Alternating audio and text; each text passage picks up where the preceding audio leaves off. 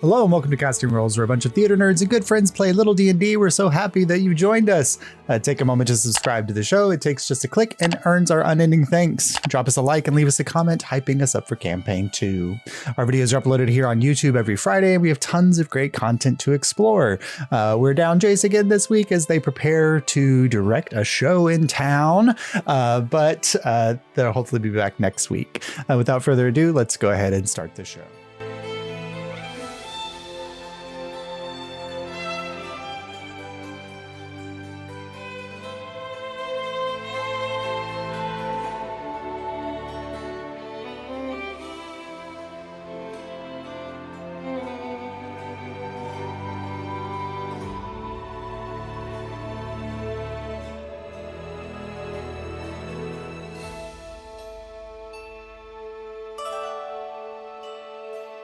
Last time, our crew adventurers spent an evening of downtime in the dormitories of the Opaline University, taking advantage of the food, bathhouses, and stimulating company.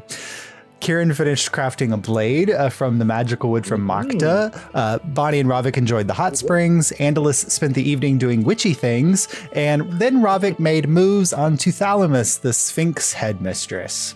Returning after everyone else had gone to sleep, Ravik sat down for a bottle of wine with the Sphinx, who he thought he was smooth talking, only to be suddenly uncovered as a threat, as Tuthalamus was intimately aware of his patron and specifically Ravik's mother, who had stolen something from the Sphinx and her former estranged husband. The next morning, you all headed off to the library to uncover Indira's missing curiosity and found yourself in the restricted stacks, a labyrinthine maze of corridors and books where aether haze clouded everything. As you wandered the halls, you suddenly saw mysterious statues which moved as you turned away from them. And we'll pick up there. Jesus Christ. Yeah, so you guys are here in the halls. Kieran came down this way, and there were two more statues kind of in this hallway as Bonnie turned back to discover like two more were kind of cutting off the path that direction. So Kieran's leading the pack. This hallway actually can probably see more down that hallway than I'm giving credit here, but which way would you like to? Would Kieran like to continue to explore down this hall? Go south. Okay. So you travel a little bit further down south, and discover as Kieran walks this way, it is a dead end here, Kieran. But all of you kind of loop around. And Bonnie, as you kind of turn away from the statues that had presented themselves there before you, and then Kieran notices it's a dead end at that end. Bonnie, when you turn back around, they're gone. Yeah. Well, all right. Check for secret doors. Okay, go ahead and make an investigation check. The statues just disappeared, everybody. Investigation. Oop, They're not supposed to do that. No, that's not typically what you expect to see out of something made of rock. 13 plus. I mean, I'm made of metal, but 4 is 17 plus 5 is 22. 22. So as you're investigating this end of the hallway, part of the hallway is actually not a wall. It's bookshelves that go floor to ceiling. And while you don't discover any paths through them, with that investigation check, you do realize that on the other side of those bookshelves, there is a room, not a hallway, but like a wide open room. It looks like a study space. Like there's a little bit of light in there, maybe from like a flickering torch or something in the corner. Like there's kind of two light sources. There's like a whitish light, maybe a brazier or something, a magical brazier, and then a like a reddish flame from maybe candles. But they're a little bit out of your view, so you can't see the light sources. but it looks like a study hall. And then the walls there are lined with books. And as you're kind of peering through, you do see that in the upper, like the northern corner of that room, there is a door. So using your knowledge, you'd think it's at the end of that hallway to the north this way. Okay, I will back out, keeping an eye on the statues Okay. till I'm with the group at the top, and I'll tell them what I saw. Okay, so you back out. The statues don't disappear from your vision, but I can't put the screen back up with them there. And you all kind of gather back up here at the top. And Kieran explains that there's an entrance at the end of the hallway there that leads down into an open room.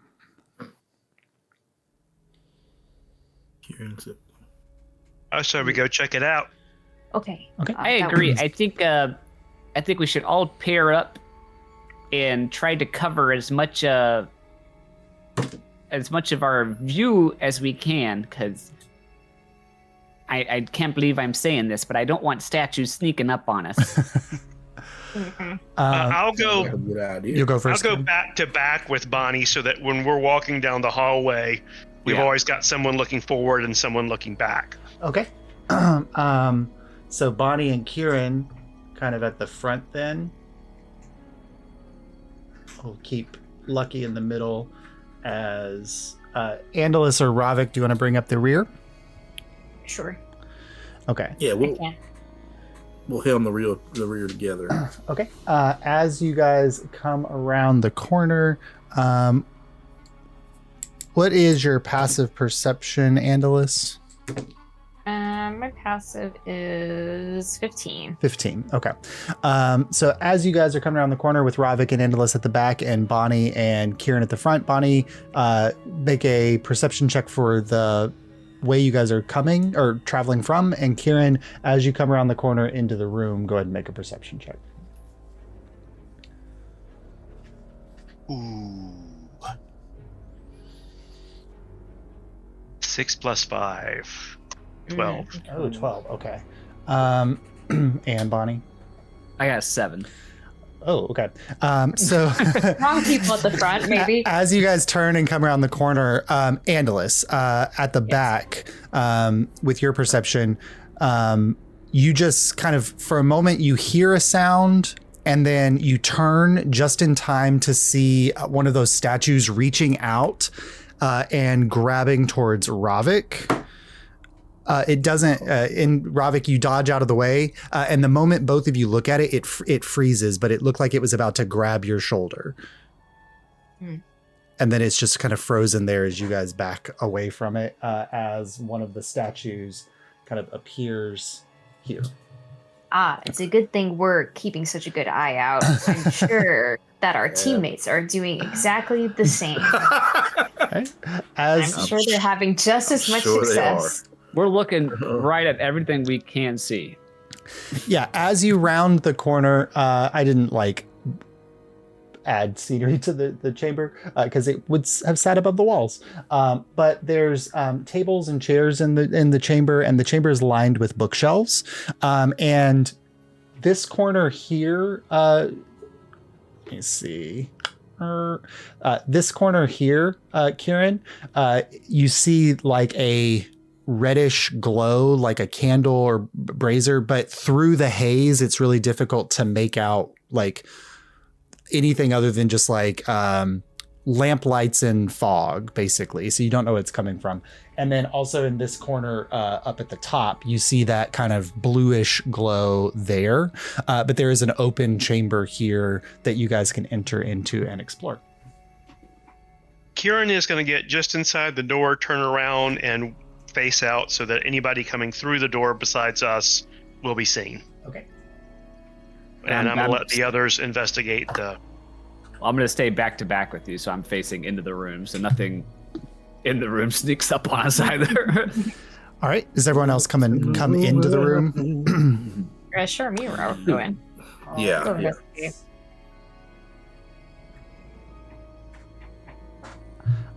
With Ravik and Andalus now in the chamber, if you guys want to make active perception checks, you can. Yeah. 'Cause we didn't I rolled see a shit. nat 20. Fantastic. Way too low. So, Andalus, as you come around the corner, your eye's able to pierce through the haze a little bit better than Kieran. You see there's on one of the, or let me see, which room are we in? Okay, on one of the tables, there is a chest. It's small, probably like a foot by a foot, like a square chest. And then there is the only other like thing that's not books here is like above one of the bookshelves, they've carved out a space where there's a wooden wall, and there's some kind of like object hanging on the wall there that is like silverish black. But what you do notice is that the lights are not coming from lights. They're not coming from candles. In this corner here and up in this corner, there are two creatures, and they are kind of like giving off, one is giving off a bright kind of bluish white light, and the other is giving off a reddish orange glow. And they look vaguely humanoid in shape, but are like, when they move, it's kind of like the glitchy movements of like they're moving a little like faster than a human shape should. And with your perception check, they haven't yet noticed your presence. But you get the sense that like they're not scanning the room, but they are like they're about to move around the room. Like they're not in the process of being stationary. This is just where you happen to catch them at. All right, I'll tap Ravik and point them out. Okay. And I like signal to the other two to look at them. Not Bonnie, or not whoever's facing out, obviously, but I think Bonnie's facing So in. Kieran would be the one that's looking in the room. So No, I'm the one looking out of the room. oh, so Bonnie. Yeah, I think Bonnie's looking in. So I Oh, figured great. Bonnie. More statues. Kira, does that the entrance have a door on it? The one we're at? No, it's just an open path in the wall. Well, darn. I All right, like, well, let's look around, but let's keep those statues in sight now. they're not statues, they're like creatures like up in the And up in the the corners. one here begins to kind of shift around this way as the light travels with it. I motioned to behind it. Ravik. I motioned to Ravik like, are we like punch, stealth? I'm like making motions to you. Don't Punch? piss it off. I'm getting mixed signals here. All right, we won't attack it. Okay, so I want to See what it scoot, does. like kind of follow their natural movement behind them, kind of stealthing around the room. Okay. And I'll try to make my way to the chest, and I'll tell Ravik to see if he can check out the other thing. Are as all they- of you doing this movement or just Ravik I and... think just me and Ravik are doing this. Okay. So the two of you need to make stealth checks. Oh, I'm great at stealth as the heaviest person alive. I rolled another nat 20. I'm so What? serious. That gives me a 19. All right, Jace dice. These Oh, are Jace's dice, so I'm just taking all of Jace's nat 20s they usually roll. Ravik rolled an 11, 8 on the dice plus 3. Okay. So Andalus, you make your way Yeah. to the table. Ravik Yes. to this corner over here where the thing is. And as you're kind of following the movement, this one just seems to be like staring into the corner, but it's like making those like jerky motions as this one kind of spins around this direction here. Everyone at the doorway can now see coming out of the haze like this. It's like probably 6 feet tall, humanoid in appearance, but now you can see that there's just like it's like flame trapped in a glass structure of a human as it's pulsing through its body, but it's like scouting the outer wall, so it's turned away from all of you at this moment, because it rolled a natural 1 on its perception for this round. And so it hasn't picked up on all of your presences yet. I'm going to step out into the hallway so that I'm just at the edge of the opening, but not technically in the room. And I'm going to look down the long hallway that we came from. Okay. And you do not see any statues in the hallway, blocking your presence. Is there any pathways to the north of us? No, there's a solid wall that goes as far as you can see to that direction. Okay. All right. So looking first at the chest, Andalus, the chest is locked. Okay. I look over to Ravik suspiciously. I think that he could open it. I'll wait for him to finish.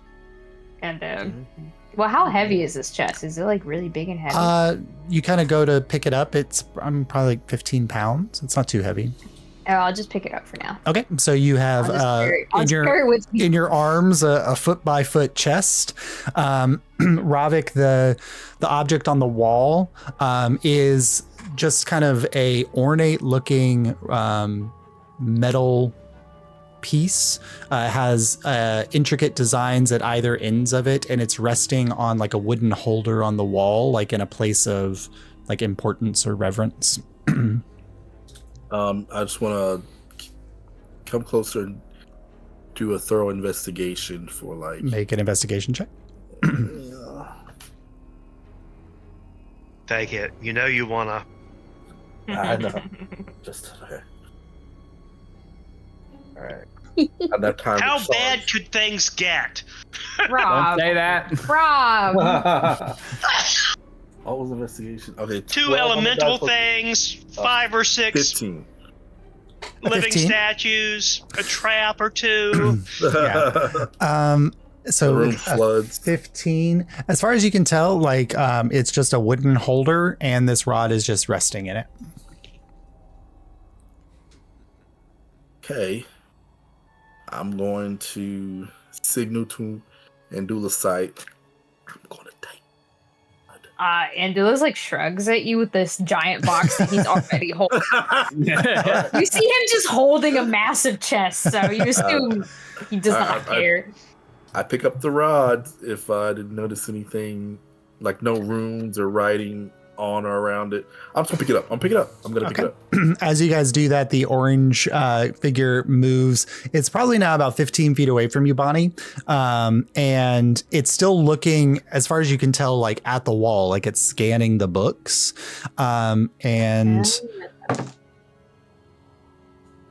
Lord, its perception is really terrible. That was a 3 on the die for perception.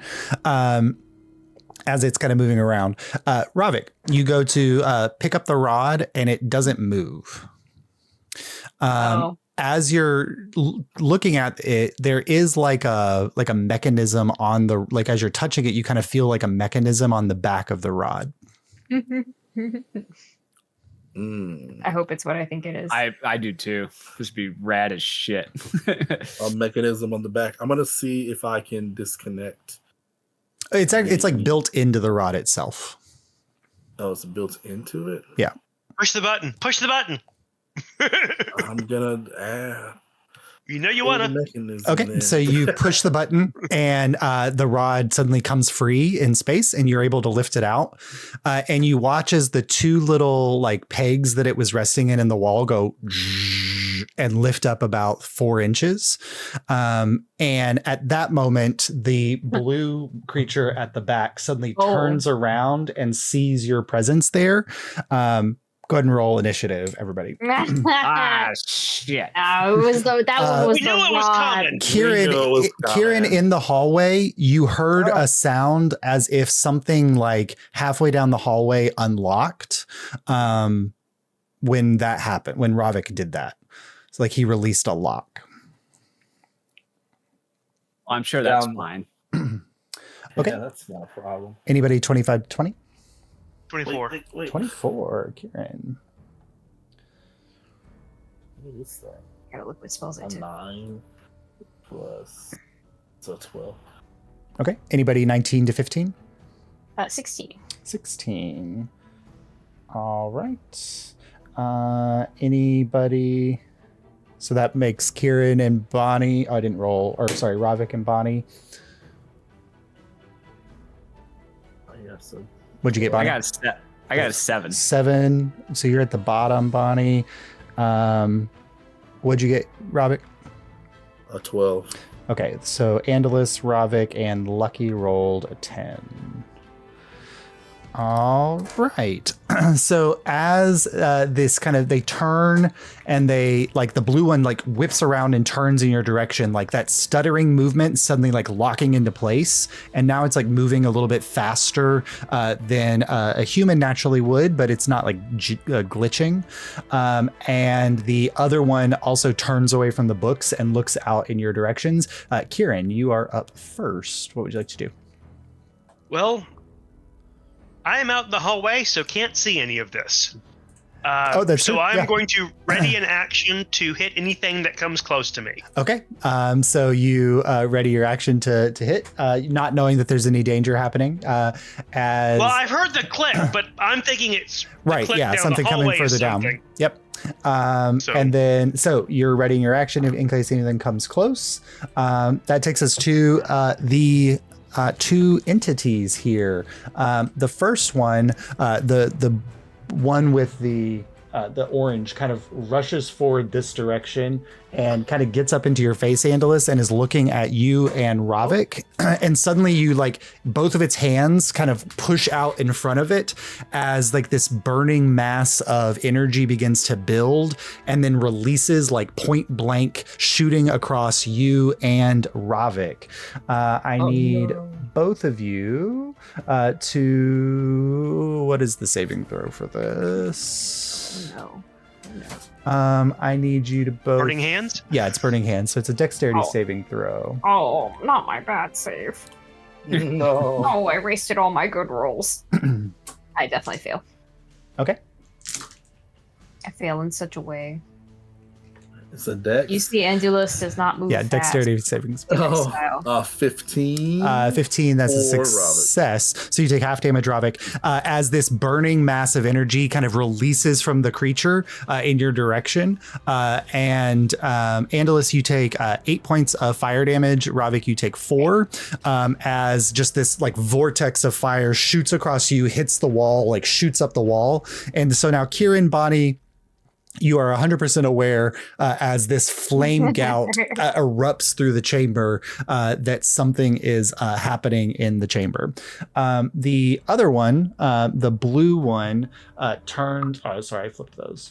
The blue one flips this direction and was activated by Ravik, so it's going to release, and you just suddenly see like within it, the structure of its body, this blue one is not like made of fire. It's like arcane ley lines tracing like a nervous system through the glass structure.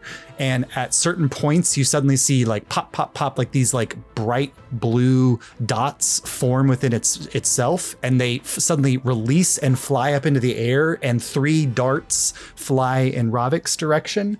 And you take... Jeez. That's a low roll on you magic did missile. That is 5 points of force damage, Ravik, as 3 magic missiles pierce into you from the creature. These are actually mechas that are being driven by pixies. And we're facing gypsy danger and This is, the Kool-Aid man enemy. The Kool-Aid Man. Yes. All right. That's the end of their turn. Andalus, as the flame kind of the vortex of flame resides in your vision, it is your go. All right, I'm gonna thorn whip at this one. Okay. The fire one. Go ahead and make your attack roll. 16 plus. That hits. Nice. It takes 8 damage, and I'll pull it closer to me. Okay. So let me make sure. Yeah. So you pull it closer to you and immediately feel that it is a hot entity. And you take 1 point of fire damage just from being within its presence. But looking at it like up close like this, go ahead and make an Arcana check for me, Andalus, as a magic user. I love Arcana. I don't know what the fuck this is. I got a 9. Okay, yeah, you're not sure. What the hell is that? It's really pretty. I think it's a microwave, everyone. Yeah, like clearing out of the haze, it looks like almost like one of those statue creatures, but like all of the purple and blue stone was burned away, and all that was left was like an outer shell of glass with fire on the inside. It kind of looks like that. That takes us to Ravik. Okay, Ravik already. I'm going to take my movement closer to the one that was targeting me. Okay. And I'm not that far from him. I'm going to light weapon attack with my hand crossbow. Okay. Which is going to be an 18 to hit. Yep, that hits. It's a D6 of damage plus 9 damage on the hit. 9 points of damage. Then I'm going to, with my other light weapon, my scimitar, bonus action, 25 to hit. That hits. And then another another 8 damage. 8 points of damage. Okay. Okay. I have a question. So yes. if I have Thirsting Blade, can I attack again, or was that my 2 attacks? What is Thirsting Blade? Just it's an extra attack. Oh no. Yeah. So you attacked with your bonus action. So the attack action is your action. So if you have Thirsting Blade, then that's 2 attacks. I can do 2 more attacks. No. So one more attack. So the attack action now has 2 attacks instead of 1. Okay, gotcha. So yeah, I'm gonna swing my scimitar again then. Okay. Yeah. Mm-hmm. I don't want to be close to this thing when it. That is a 21 to hit. That hits. And another 8 damage. As you hit it with the water blade force, you suddenly feel like the outer shell of glass crack, and the blade just tears through its outer structure, and you intersect with that like network of ley lines, basically, that it's at its interior, and suddenly it cracks and bleeds and then explodes, as you watch as 5 little motes of energy blast off of it in random directions. So let me see. There's 1, 2, 3, 4, 5, 6, 7. There are 8 targets. Oh no, there's only 6 targets. Okay. All right. So 1's coming for Andalus. 2 points of damage to Andalus. Okay. 1's coming to Bonnie. 1 point of damage to Bonnie.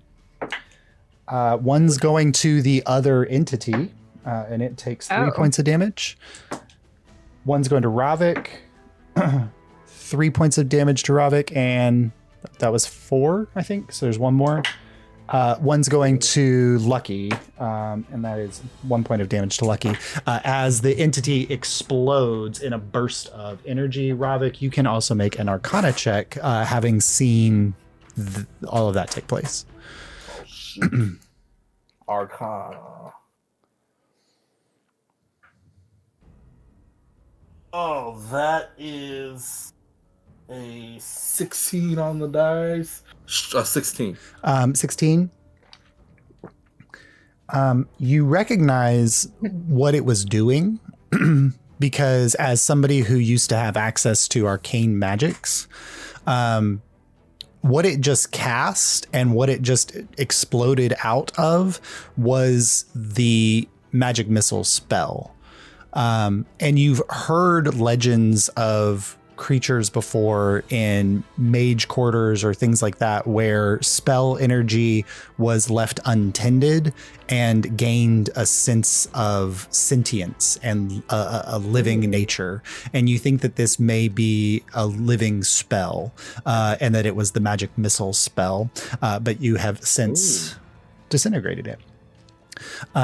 Lucky. Okay. Lucky is going to.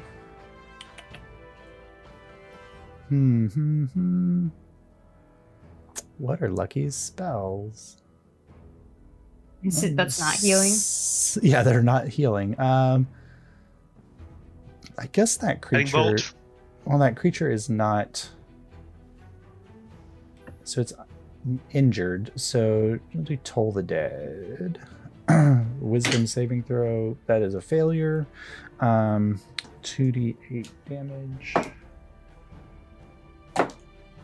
Okay, 10 points of damage to the flaming one. As we come back up to the. Oh no, we go to Bonnie next. I am going to do the old reliable and just move and smack the closest one. Okay. So you move up to the one by Andalus, and you can get flanking on it, so you have advantage on your attacks. Sweet. And then, yeah, I'm going to beat it with the Staff of Flowers. Okay, go ahead and make your attack. Peace, love, and vegetable rights. Whack. No. 19 to hit. That hits. 8 damage. 8 points damage. As you smash into it with the Staff of Flowers, its outer shell begins to crack, and you just see moments, like places where the fire is beginning to like push out like a volcano getting ready to erupt, and it just shimmers and shakes and then explodes outward. Andalus and Bonnie, I need you to make dexterity saving throws. Oh, that's my least best one. Oh no. Why is Andalus getting beat up? That's a 3. Okay. Failure yet again. Look, the robot is not fast. Baymax style. He can't do it, okay? Okay, yeah, it's. You said Dex save? Yes, dex save.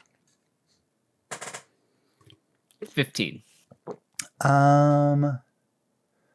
That is the save. So you take half damage. So Andalus, as the flame erupts from the creature, as it kind of evaporates in space, Andalus, you take 9 points of fire damage, and Ow. Bonnie, you take 4. Ow. As Ravik, now knowing that it's a living spell, you're kind of looking at this one go off, and it was clearly a living burning hands. Cool. If only we could have known. How do I like explain? I guess I'll try to explain really quick to the group what that was. It's apparently a spell taking sentience and moving on its own accord. Well, I don't like it. Pretty strange. There might be more of them too. We have to, That's good news to know. watch our backs as we move through. Do you think these Ravik, other statues may have something like that? possible? I hope not. Yeah, I mean, I'm Ravik, not sure what would bring statues if I to life. if I ask you something, Ravik, will you not be offended about it? I'm not easily offended. Why don't you give it a shot and we'll see. Can you open this chest that's locked? I don't see why that would be offensive. I've got. Well, I didn't want you to I'm a just. thief? Yeah, I Is just that don't want you what to. you're implying? Yeah, you've been known to steal things. I mean, you literally those things attacked us because you stole that thing that you're holding. So Told me to pick it. Okay, all right. I said to make your own decisions. I can't be held responsible. I'm not the leader of the team. I'm not the leader. All right, we all make our own decisions. Okay, well, let's just see what's inside of the chest. Is something left on the wall in an abandoned library? I don't know that necessarily qualifies as stealing. If the Sphinx asks for it back, we'll give it back. Otherwise, I think finders keepers. I mean, it's agree, not Kira. like we're taking a book, right? So, Plus, it unlocks something down the corridor. yeah, Josh, what are the books it is. like here that it was kind of scanning?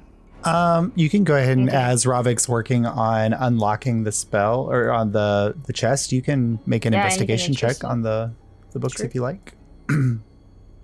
What we got? I rolled another nat 20. This is fucking crazy. Oh my gosh. These dice are like actually insane.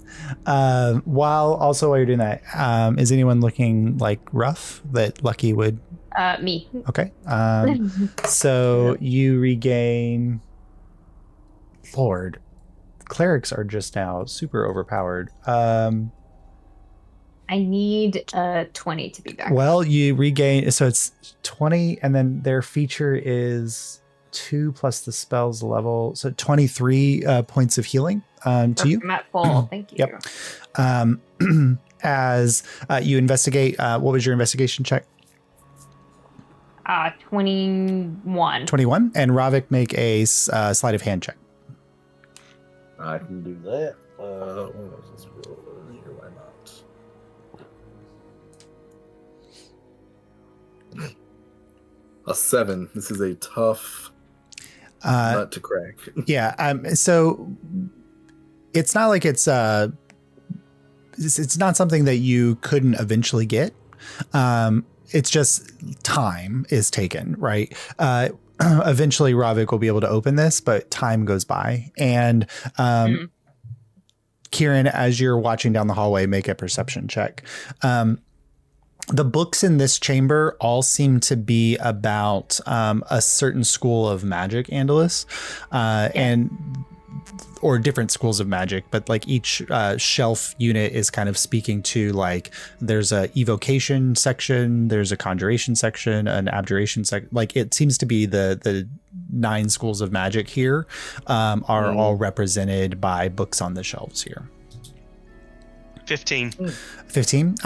You do see like a weird like shadow kind of like moving this direction and then kind of disappearing out of sight. Keep an eye out.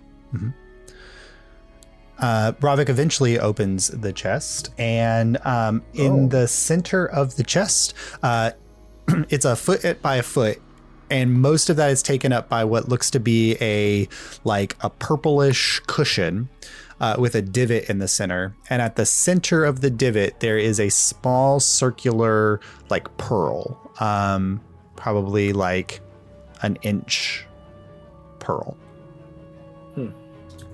It's a pretty big pearl. Yeah. Does this look familiar to anyone? Kind of looks like a pearl. Yeah. I'll look at it. It looks like a pearl.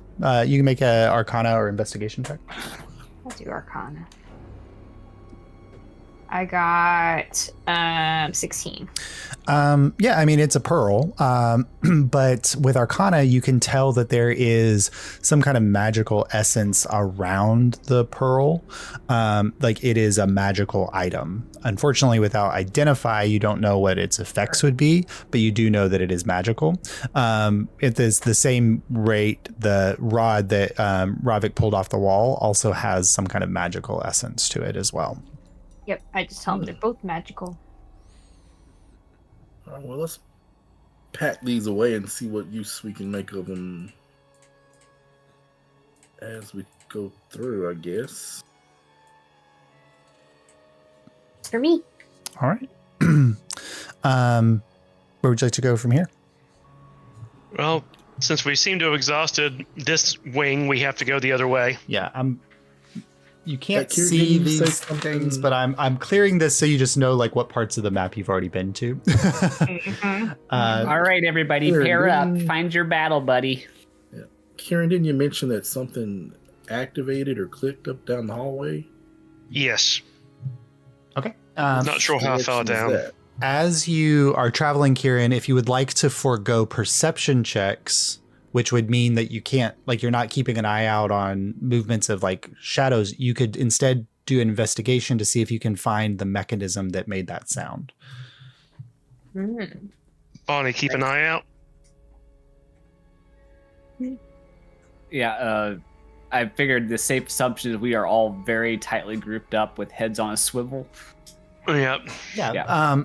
Bonnie can make a perception check for the front, and either Andalus or Robert can make a perception check for the back. What do you think, Robert? I'll give it a shot. I'm not horrible at it. I got a 6. I trust you. This is I trust going so great I for you, trust Bonnie. everyone in our party to be so confident at the job. 12 on the trust dice all plus of you. 4, so it's 16. Ravik, you do see, like, the moment you guys leave the chamber. No, I dropped it. Where did it go? Lost. One of those statues, like, walks out of the chamber, and the moment it sees that you're watching, it freezes behind you. What was your investigation check, Kieran? I rolled an 8, so that's a 14. 14. That's actually not too low to pick up on the location of where the sound came from, because this whole northern wall is bookshelves, except there's a section of the shelving like right in the middle where there's no shelves, and you get the sense that like it's just a wall. And there are 2 sconces there, and one of the sconces is slightly like 45-degree tilted. The other one is still straight up and down. I will try and tilt the straight one to 45 degrees. It doesn't budge. So you get the sense that it has to have, like, there's an activator somewhere, kind of like the one that Ravik discovered. All right. But looks like we got to go unlock this. It does give you a sense of, like, once you unlock, you can pinpoint where this would open up from. All right. As you guys continue to travel, Bonnie, your perception check. You guys move this way, and Kieran, kind of a similar thing. There's a hallway that comes down, and the haze is a little bit clear enough here that you can see that there's a path that goes off of it on the other end. Bonnie, oh, that doesn't hit you. So Bonnie, as you're coming around that corner, you look over your shoulder just in time to see, coming out of the haze, a statue kind of reaches for you, and then you make eye contact with it and it freezes. Well, okay. Got another statue here, folks. Oh, that one that What would almost happen if grabbed we you? just attacked it? Does anyone have a mirror or something? No, I don't really look at myself that often. I think Lucky might have a mirror, probably. Lucky does have a mirror, I can tell you confidently. We're gonna text Chase up. So Lucky hands you a beer, Bonnie. I thought you said a beer. Yeah, I heard that too. I'm gonna put the mirror. So who's bring up the mirror? Not Ravik. Andalus, yeah. Andalus. Okay, yeah. I'm gonna fashion the mirror onto Anduasite's back. So, Yeah, looking at the... Go ahead and make an intelligence check for me, Bonnie. it's not gonna be great. Then it will be funny.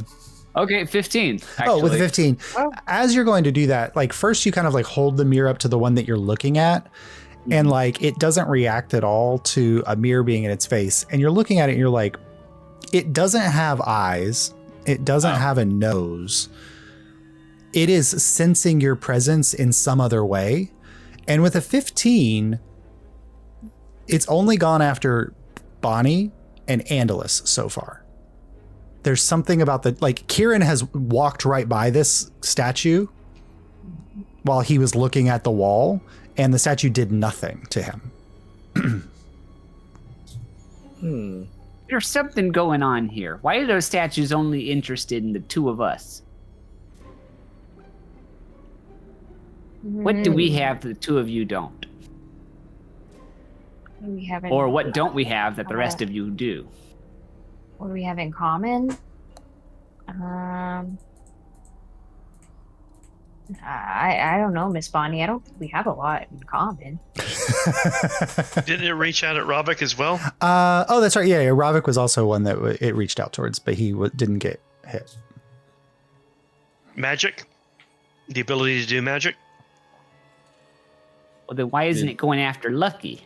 Lucky. Mr. Rifton, you can't do magic? You don't eat magic. You're very cool. Maybe they just haven't gotten close to Lucky yet. Lucky has been in the middle of the pack the whole time. So it's only going after us magic users, huh? I mean, yeah. If it's a sensing magical ability, that would make sense. Like a detect magic.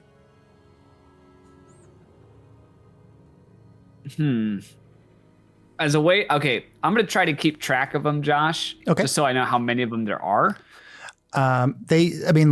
You've seen a total probably of like 10 at this point, but they seem to like fade back into the haze whenever they've been caught.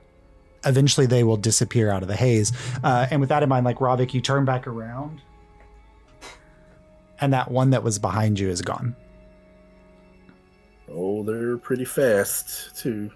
Take your eyes off of them and they just kind of disappear.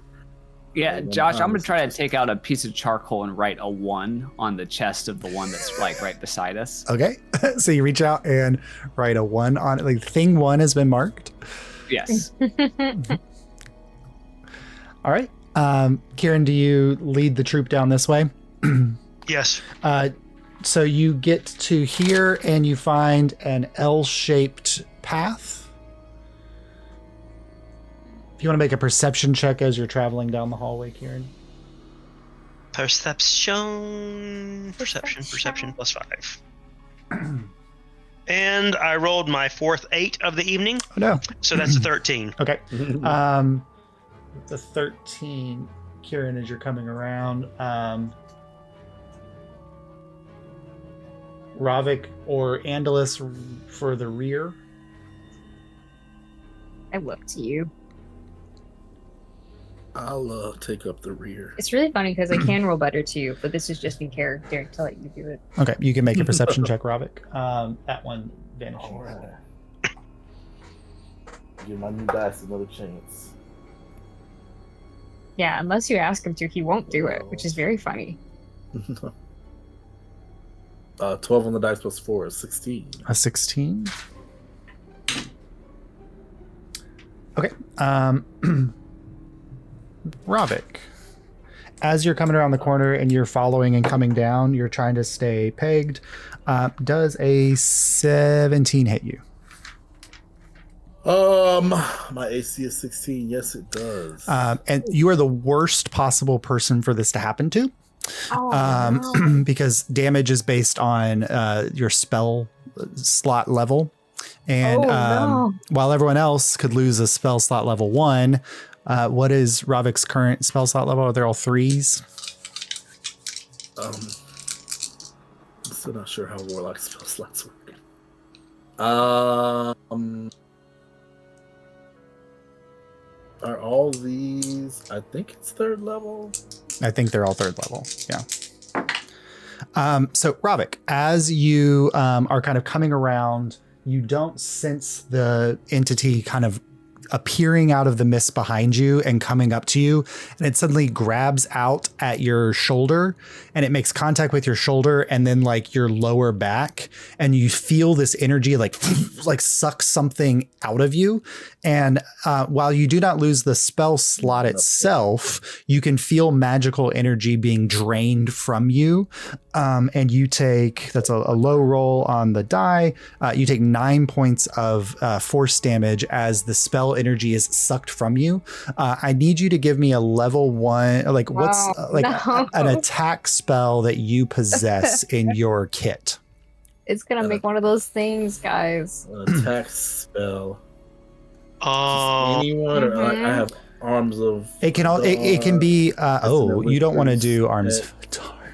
Please don't. Hunger of Arms of Hadar. Hadaras. You can do a cantrip, Fantastic so you can do Force. Eldritch Blast if you like. Oh, jeez. Oh, yeah. That is the Warlock classic, the Warlock I don't special. love you. Like, I have Eldritch Blast, Booming Blade, Mind Sliver. In the are arms also of Yeah, Hadar. give me what would be either a cantrip or a level 1 attack spell. Can I do Booming Blade? You can, yep.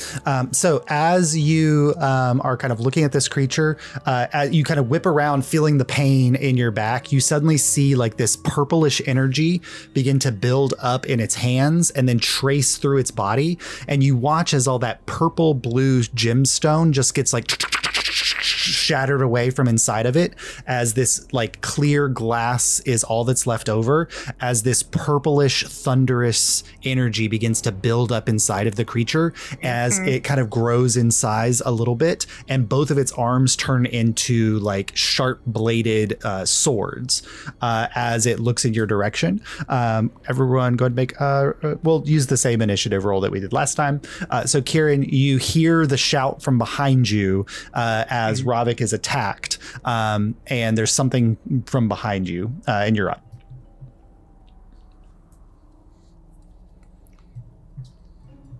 Bonnie, you got this? Oh yeah, don't you worry about it.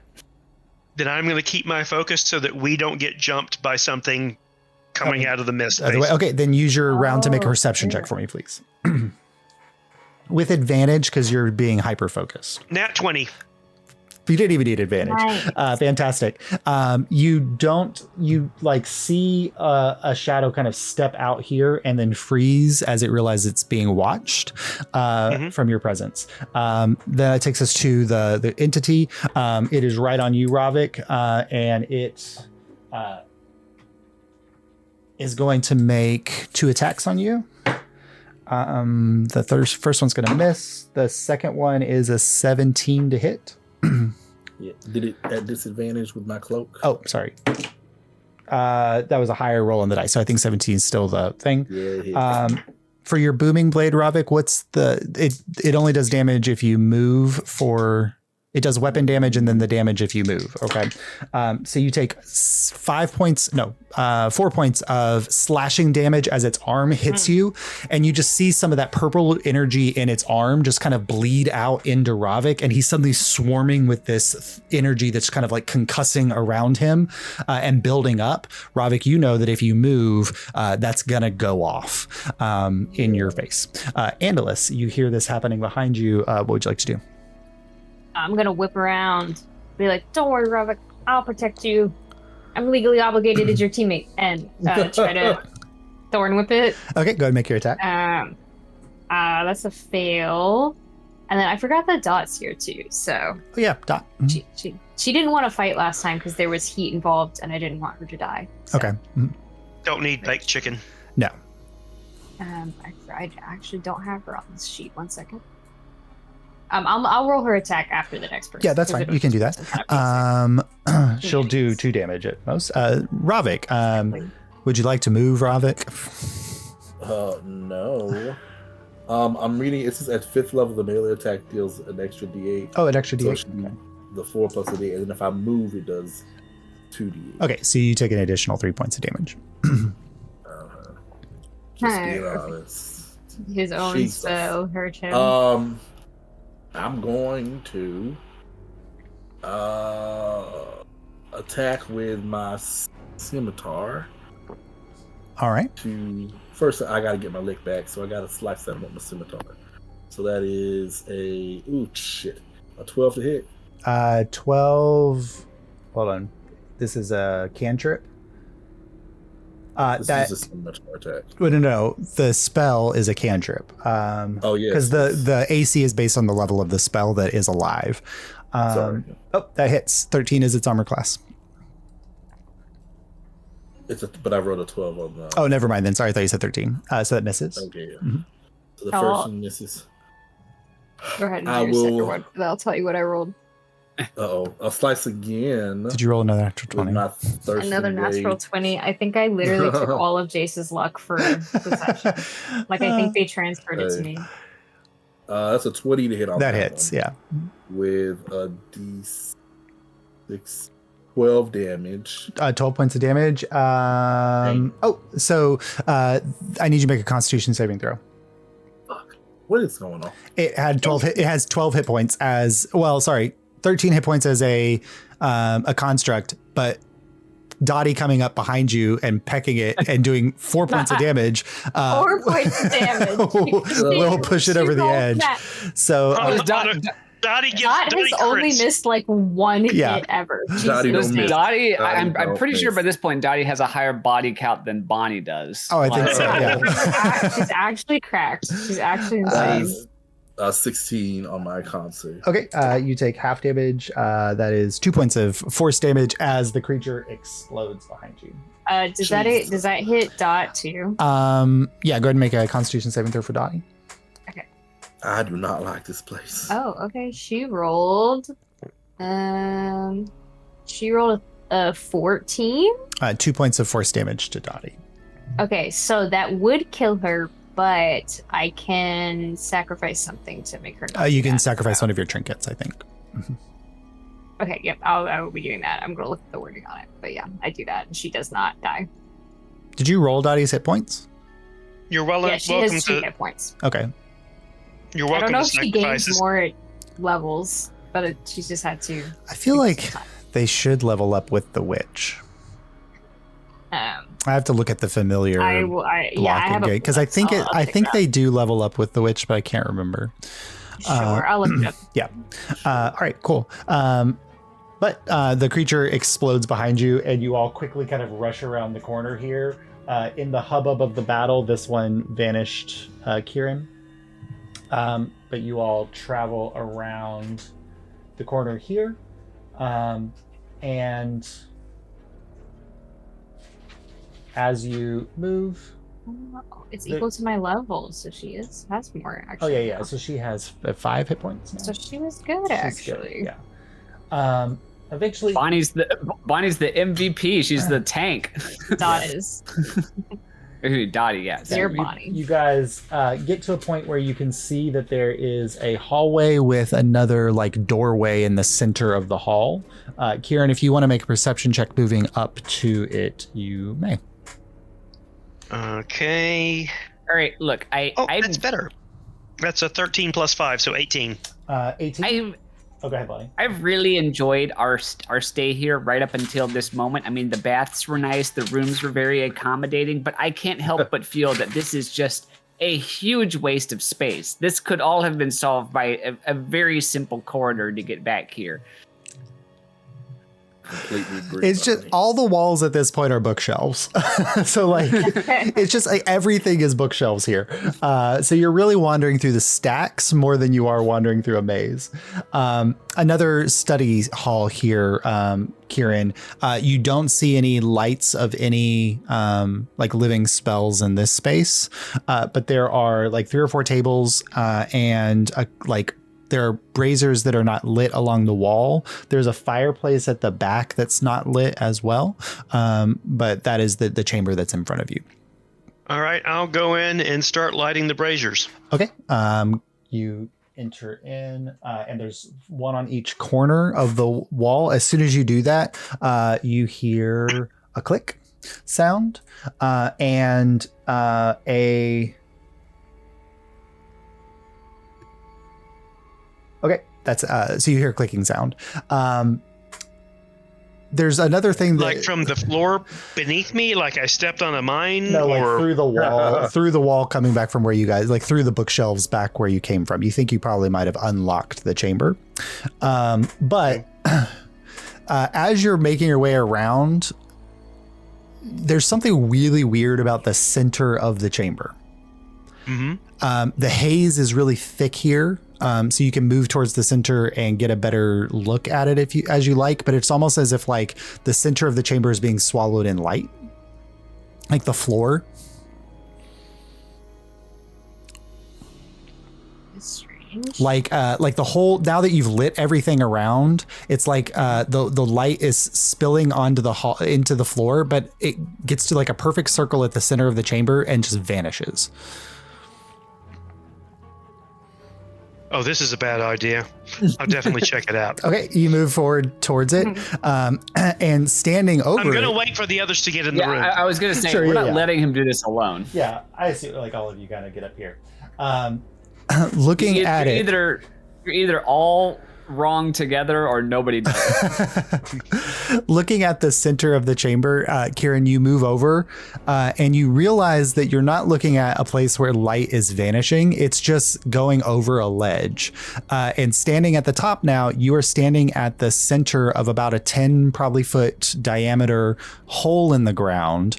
And below you is just a completely empty like storage room, maybe. Like there's some shelves and things that are like there's a couple random like bottles on a couple of the shelves, but mostly like a dusty, empty storage chamber. Seems to be empty and dusty. Toss one end of a rope to Bonnie and lower myself in. Okay. Anybody else investigating what's going on here? Oh, hell no. Yeah, we keep Andulus watch doesn't up. like to go down anything because he is heavy, so he feels safe. Anybody? Oh. Well, Yeah, I'll watch out. I'll watch outside the hall. You can investigate outside of the hole if you'd like to, Andulus. Yeah, I can watch. You can choose to the hallway. make either an Arcana check or an investigation check if you're looking at the hole, or you can make a perception check at the hallway. I'll do perception so I can keep the hallway clear. Okay. Anybody else investigating around the hole as Kieran dives into it? Also. I'm gonna make sure there's not any teeth. Like there's no teeth. Ravik, you said okay. Ravik, you can make an Arcana check or an investigation check. It'd be investigation. It's investigation. Okay. Ooh, an 18 on an 18. The dice Perfect. Plus, 21. Kieran, you climb down in the hole. Bonnie's holding the rope. You get down at the bottom, and it's just like you're kind of like walking through like a 10 by 10 storage room, but there's no like doors or exits or anything. The shelves are dusty. There are two regular potions of healing sitting here on the shelf, one like tipped over and one sitting up, but they're like dusty. So you can pocket those if you like. Ravik, as you're investigating up at the top, you're kind of like exploring like around the outside of the hole, like seeing if there's anything weird going on about it. And you do notice something strange, like the hole itself, like it looks like it's digging into this chamber, but when you get down, there's like a little bit of a ledge where like the hole seems to be sitting like above the chamber. And you go to like look at that for a second, and suddenly the hole goes black, and you now are holding in your hand a disc of fabric. As Kieran, suddenly you find yourself in complete darkness. Is this a portable hole? I don't know if Ravik. I mean, Ravik has had like your entire career was finding rare magical items and stealing them. For both first a group of pirates and then later a patron of for warlock purposes. So let's say with a Arcana check with advantage, Ravik may be able to identify that he knows what this magic item is. Be careful. If you fold it up and put it in your pocket, you'll have a hole in your pocket. That's true. And I'm reminded of the Beatles' Yellow Submarine. I just want to let you know I'm thinking about applauding for you. Okay. So, 14 and an 18. So, and my Arcana is just 18. So 18. Yeah. Like this is like the other two magic items. You may have encountered ones that are similar, but you're not certain about them. This one is like if you're a pirate, this is an item you know about because it's an item that is very useful in hiding stolen goods. And so you have picked up the hole and you can now fold it up and put it away in your pocket, and everything that's inside of the hole is now contained. But right now that does also mean Kieran. Thankfully, Kieran can hold his breath for a really long time, but he cannot hold it indefinitely, and he will die of suffocation if he is left in the hole. What happened to the rope I was holding? So it it seemed to like vanish into the hole, and like part of it, like well, let's see what would have happened if the rope. I feel like it got snapped in half, probably. Oh, it wouldn't just like hang out of the. It's like leading into your pocket right now. Just like You see, I could go in there. I don't breathe. You could. Andalus could live in that hole. Yeah. That's true. We wouldn't make you live in a hole, Andalus. That's not a nice thing to do. 1 minute has passed. I'm gonna spread the hole back out and see if we can get. Okay. The moment Actually, can I stick the hole on the wall? You can. Yeah. So you stick the hole on the wall, and the moment you spread it out on the wall, Kieran, off to your right, instead of above you, the whole wall on the side of the storage opens up into a circle, and now you're looking out like flat into the chamber that you were just in. Well, hi there, Kieran. Isn't that interesting? And I step out. Yeah. This might be pretty useful. Was there anything in there? Travels. 2 potions of healing. That's nice. Well, we could probably use those. And the hole. Yeah, And the hole you rode in on. I'm glad you're okay, Mr. Rifton. I wonder if we Mr. leave this Kieran. behind Me too, us I feel as we enter rooms would be a good way to deter our statuesque friends from following us. Statuesque, quite literally. Also, I rolled a 23 for perception, and I like to think that's just me and Dottie looking in both ways, swapping off. We are just that perceptive as a pair.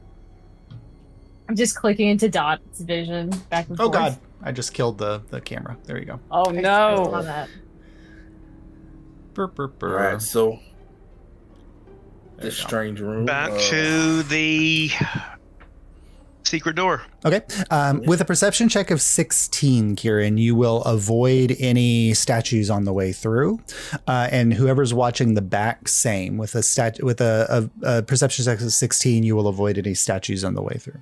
24. Okay. So Kieran, the front way is clear.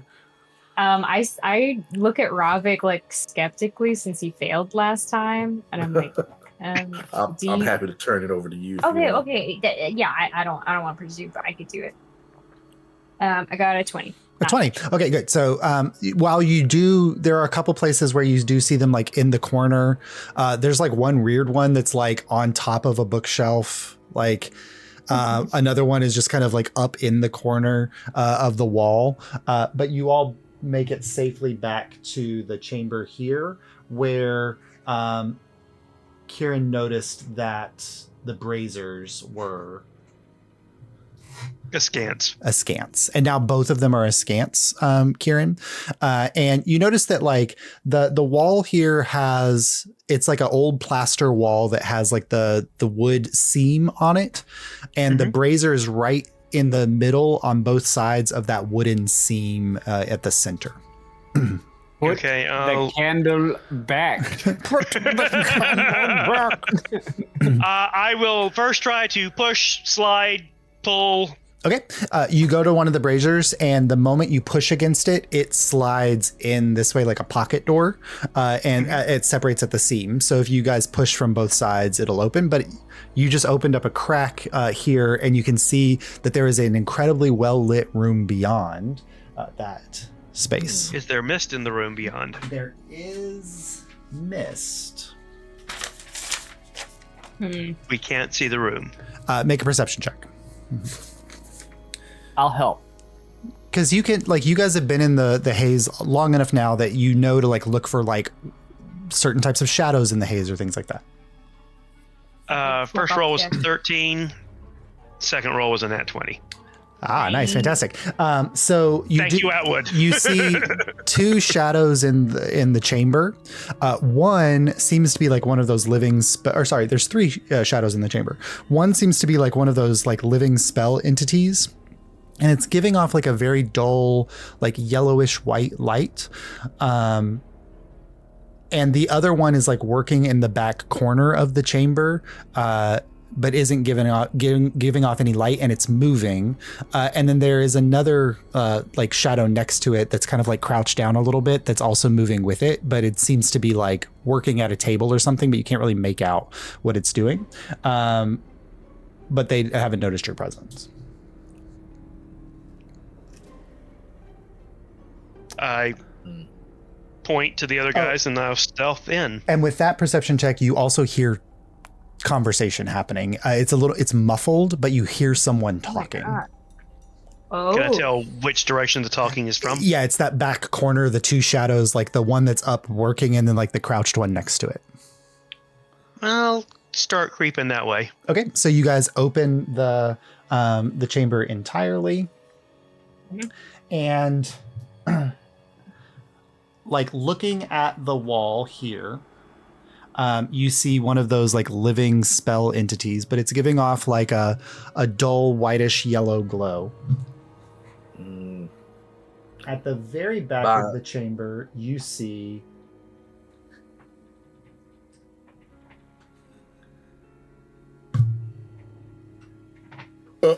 one of those aether statues, but it's moving. It's in movement right now, and it is standing next to a simulacrum of Indira. And now that the doors are open, you hear the conversation happening inside as you can see like there's a table in front of Indira, and on the table is one of the statue entities, like supine, and she's got a chisel out and she seems to be carving runes into it, and she's saying, I don't know here, Free, but I think that perhaps if we use the appropriate rune that we can get them to move not just when we are not looking at them. What do you think about that? And the little specter, like the little one next to her, the moving Etherean goes, Free! And she goes, yes, that seems right to me. And she begins to chisel away at it as the living spell kind of turns and looks in your direction and notices you. And then he goes, hello. And who might you be? Oh, Miss Patrons of the Indira, library. it's so good to see you. The curiosity in the back isn't paying any attention to you. The entity turns and looks at you and goes, well, for a moment. And you feel a spell wash across you, Kieran. And Andalus and Ravik, you immediately know that there's like a spell energy here. Doesn't do any damage to you at all. And he goes, very strange. You are not from here, are you? No, I am not. Very perceptive of you. Welcome. Come in before you attract the denizens of the chamber. And you guys all look around to see that there are 15 of those statues that have closed in all around you. Almost finding a way out. Like like whatever they're drawn to, they want in this chamber because there's a lot of it in this chamber. So you guys all come in, close the door behind you, and the whitish glow, the whitish yellow glow. He kind of waves his arms a little bit, and the haze is a little bit clearer in here because Indira seems to be channeling that haze into the husk that's in front of her. And now you can see that whitish yellow glow in him is just the tracings of magical writing, like illuminated magical script running through his entire body. And he finally looks at each of you, and you just feel like this spell wash across you. And for every single one that he does, he kind of looks at each of you, and you get the immediate sense that he knows you instantly. Wow. And finally he ends at Andalus. Quite intriguing.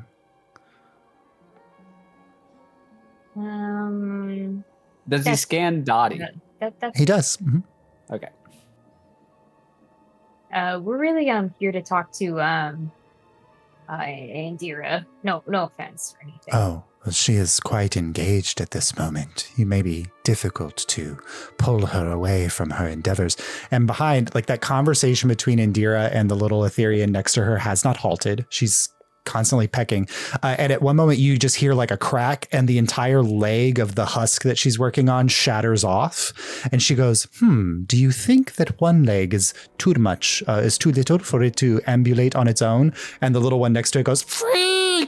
And she's like, that is correct. I think it can hop correctly. All right, let's continue our work, shall we? And she goes back to continue to carve. Anything else of interest in the room? Go ahead and make a perception check. Now that these things aren't interesting. Or enough, investigation check, yeah. We will do investigation. Ooh! Oh, my green die are rolling sweet. My blue ones are not. Investigation, that is a 25. 25. You pick up on everything that's interesting in this chamber. I rolled a 19, got +1 from my Vidalcan Dispassion bonus. Tireless Precision bonus, and then +5 to investigation. At the back of the chamber, there is a mantle that contains 3 magical bottles, potion bottles. One looks like it might be a healing potion, but the other 2 you can't identify by sight. And then the only other thing that's really interesting to you is on one of the walls, there is a floating bookshelf, and all it has on it is a small little carved wooden figurine. But it seems to be given a place of great power or importance.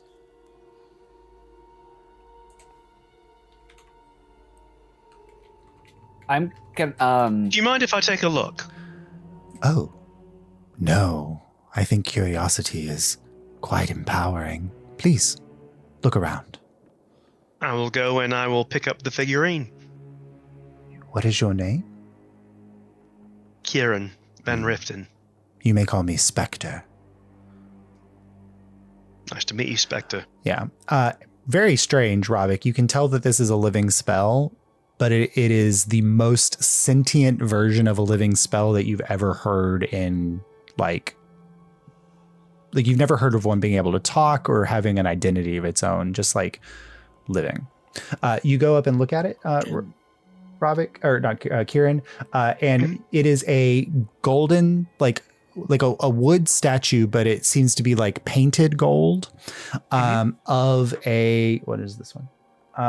Of a knight, a lion. It is a carved lion. So not a chess piece. Not a chess piece. I mean, I guess you could use it as a chess piece, but it's not a chess piece. Can we tell what spell it is? I will pick it up. And with a 25, as you get over there, like it had been knocked off the shelf, there's another one on the ground exactly the same as it.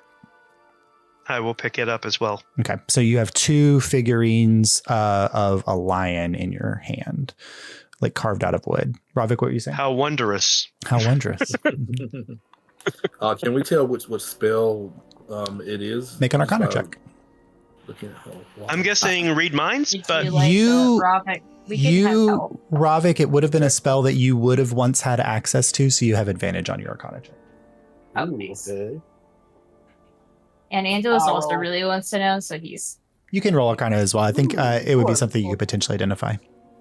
Okay, that wasn't even a D20. I don't know why I rolled that one. Okay. We're putting our heads together to see who can roll higher to figure this out. I rolled a 19 and a 12. So okay. You said Arcana? Yeah. Just a 19. Angelus? I got a 20. A 20. Okay. So between the two of you, it is this is the identify spell. Makes well, sense. Look at that. Makes sense that he's and all he's been doing, I mean, his name is Spectre, like he is inspecting you. All he's been doing since you arrived is he's been looking at you, and you can tell, like, scanning everything about you from head to foot. Yeah, so like all our magical items. Yeah. Mm-hmm. Like, yep. I mean, I probably should have used the whole fucking spell thing. voice.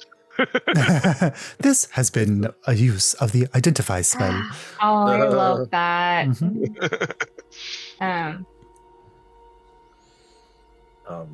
You think anyone feel comfortable talking down Indira?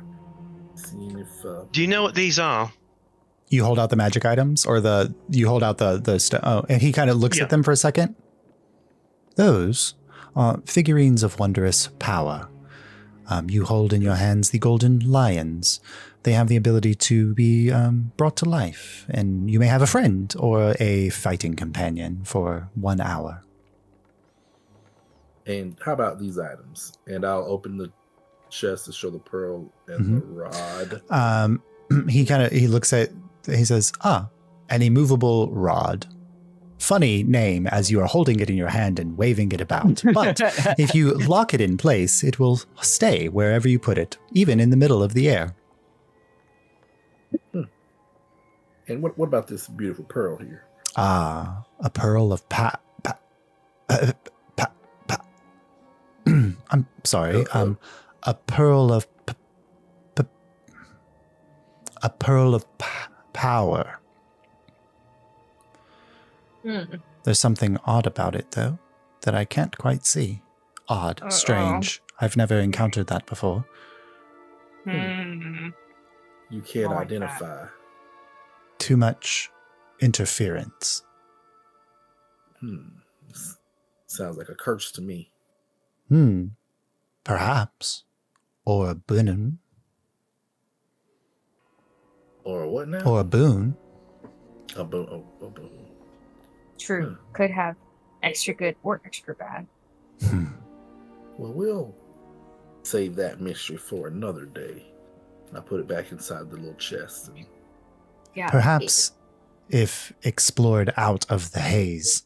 And he kind of looks around at the haze that's in the chamber. It could give you a clearer vision of it. And you just hear, like, from the back, free, as Indira goes, yes, I think that might work properly. And you just see her completely shatter at the head of the creature, and it, like, falls off on the side, and she begins to, like, put the pieces back together in a different way, and then tries to reattach them to the body. What exactly is she trying to accomplish? Oh, she is trying to create life for the decimated world above where life cannot exist.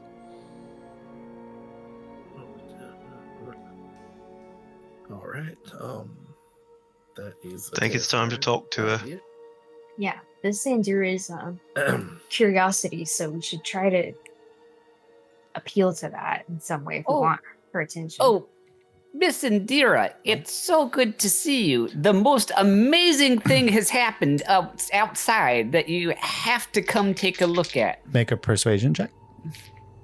Because she's just like she's like hyper focused in on what she's doing right now. I mean, she's like playing Baldur's Gate 3 at launch. Yeah. It's going to take a little bit. Yeah. Can I play up the fact that I'm like a Harangon, obviously not from like this continent? Can I help by just like being next to Bonnie? So yeah, you can have advantage. Okay. Stretch, but you can have it. Yeah. Persuasion, you said? Yes. Okay. And Duelist is like very purposefully staying as far from her as possible. Smart. That's a 16. Duelist is the smartest one of us. Yeah. 16. I'm wise, okay? She kind of looks up. Where did you all come from? Oh, it's quite a long story, and I would love to tell you all about it. Did you burrow through the ground? Hey, no, funny you say that. I used to live in one. No. There is no thing alive above. Well, that's just not true. No, I can assure you. I mean, we just walked down here. So the haze has cleared then? Oh, most certainly, yes. Yeah, absolutely. There's still some in the outer hallway, but up and above ground, there's no more. And the veil is gone. The veil is gone. Free, did you hear that? We can go and carry out our explorations above ground, and our curiosity's there. And Free goes, Free! free next to her. And it's just like, it is an Aetherian Hulk, but you can tell that she's done the same things to it that she's currently doing to the one on the table. Like its arm is like slightly shorter where she put like the elbow at the shoulder because the rest of it was broken away. And its head is a little bit lopsided, but it is able to talk. She like carved a mouth for it, but it only can say free. And that is what she's been calling it. Free. And so she kind of goes and she goes, and all of these statues are gone outside, of course, as well. No, they're still there. Oh, they may not. Free. Will your friends play nicely if we go outside? And if he goes, free! She goes, it is unlikely. Maybe we could leave the friends here while we show you the outside and sort of satiate some of that curiosity I know must be bubbling up. They are quite drawn to my presence. I am being entirely made of magic, which is what they feed upon. Are there any other ways out of this chamber? Unfortunately not, but I do not need to eat. You don't happen to know an efficient way to indispose said statues, do you? Well, they completely disanimate in the presence of no haze. And she kind of like waves around. And you can tell now that she's been channeling the haze over in this direction. And it's mostly in a cloud around Free. Like she's keeping him animated by keeping the haze over by him. Is there any way to dehaze the rest of the library? Well, it behaves Special very much archive? like a cloud or fog. If you have a way to dissipate fog or to blow it away. It also feeds on magic. You could potentially use certain powerful magic spells have a tendency to absorb the aether haze. I cannot burn through my spells, as it were, because once I am out of them, I will die, and curiosity must be kept around. Well, I think I can help with that. Okay. I just picture putting the hole, throwing something magic in so they jump in, and then folding the hole up. Does Kieran hold up the hole? Kieran does not. Kieran doesn't have the hole. That's right. Yeah. I guess I can. I'll hold up the hole. Oh, put the. How do we put her in the hole? Carry the hole out. Oh. You've got to call it something else. She doesn't breathe. She kind of looks at it and she goes. Can we call it a portable room? We call it something else. A safe room for you. Spectre, what do you make of it? And Spectre kind of walks over and looks at it. He goes, quite interesting. This is a portable hole. It gives you the ability to store objects in a demi-plane, fold it up and put it in your pocket, and then you can bring it out at any time that you like. And she goes, would they know that I was in there? Free, would your friends know that I was in there? And Free goes, Free! She goes, he is uncertain. Well, that falls right in the realm of curiosity, doesn't it? And it's a straight dash down the hallway to upstairs, so where there's no fog, so we just have to make a run for it. Robert, make a persuasion check with advantage because you are appealing to her desire to try the unknown. Okay. She's never climbed in a portable hole before. Ooh, unnatural 20. Y'all with your natural 20s tonight. It's a good night. This is like, what, the 8th nat 20 tonight? So many. We'll just have to ask Brandon. How many nat 20s were there? Brandon, Ace had 3, Yeah. I had 2, Ronnie's got 1. Lord. So she goes, well, if you think that it would be safe, will I be discombobulated in there, thrown around as you're moving? We will be as steady-handed as we possibly can to ensure your safe travels. All right. And she kind of like waves her hand and a gust like moves out and clears a space at the center of the chamber where you can lay the hole out. And then she goes, oh, and I would like to take Free with me. There's no haze above, though. There's no haze above. No haze above. I want to ask. He needs the haze to survive. Oh yeah, go ahead, Andalus. So Andalus will peek around. He's like, why is it saying Free? Well, it is his name. It is the only sound that he can make. Don't you think that perhaps he is asking to be free? You all see you all look, and Andalus looks fucking pissed. You have not seen him pissed before. Is that true? And she kind of looks at Free, and he goes, Free! And she goes, I don't know. Well, you've been experimenting on him. Oh no, I experimented on the husk, and it brought him to life. The husk. What is the husk now? She makes a reference to the one that's on the table when she says husk. Now, was that one also mobile when you did that? No. Otherwise, we would have tried to eat her. Well, then. He just still looks really mad and isn't saying anything else.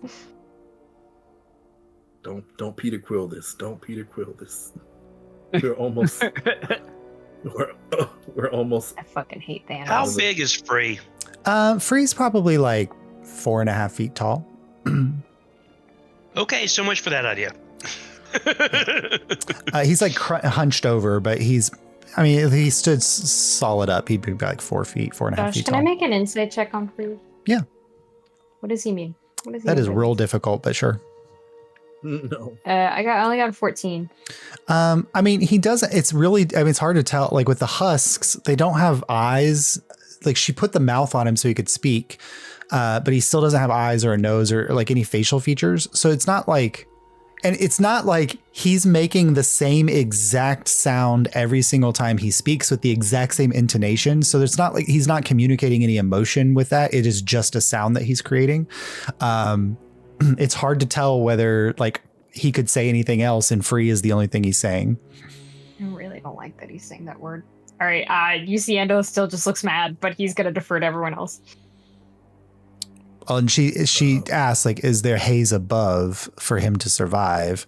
There's no haze. Right, Kieran?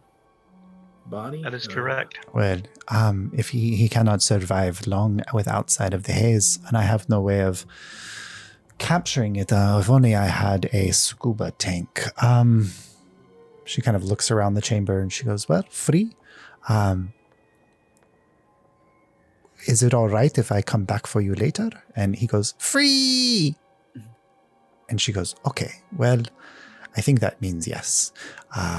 All right. And she just jumps into the portable hole and Free walks up to it and looks down at her.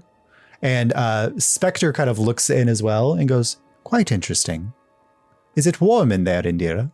Indira says, oh, it's quite pleasant, actually. Do you want to go in there too, Spectre? Why When not? we open the door, they might attack you as being magical. Oh, yes. Why not? And he jumps in with Indira's curiosity as well. So now you have Indira's curiosity and Spectre in the portable hole. We'll fold it up. Well, they can't breathe if we fold it up. Neither of these are living creatures. They don't need to, right? They do not need to. That's so strange. I love it. Spectre is a living spell, and Indira is technically a construct. So we've got fucking flaming skull, new flaming skull just dropped. Yeah, and as you fold it up, Free walks up to you, Ravik, and pokes at the pocket where you put it in. Free. Oh, do you want to go with him? You know, if you take Free with you, he will die. I think it's best that you stay here for now, buddy. I think the mist will keep you.